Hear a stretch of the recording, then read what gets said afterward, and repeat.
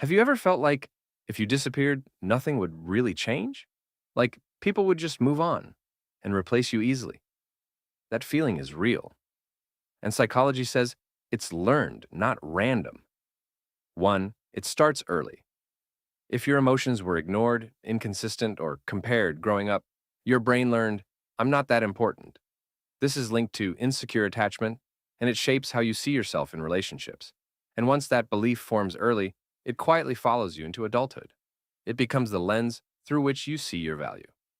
Two, you expect to be replaced. Your mind starts predicting loss. You think, they'll find someone better. Even small things like late replies feel like proof. This is a cognitive bias, not reality.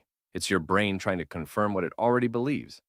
So you start preparing for endings that haven't even happened. Three, you hide your needs. You stop asking for too much. You stay quiet. You say it's fine when it's not. Because deep down, you don't want to risk being left.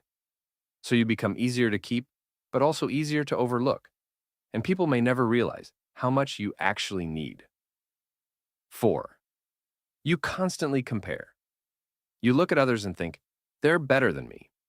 This comes from social comparison, and it makes you feel like a second option, even when you're not.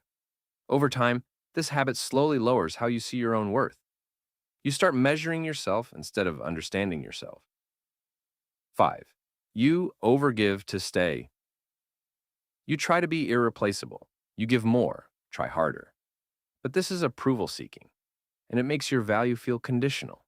You start believing you have to earn your place instead of naturally having one. And that can become emotionally exhausting. If this made you understand yourself a little better, then this channel is for you. We break down real psychology in a way that actually hits. So subscribe now, because the next video might explain something you've felt for years, but never understood.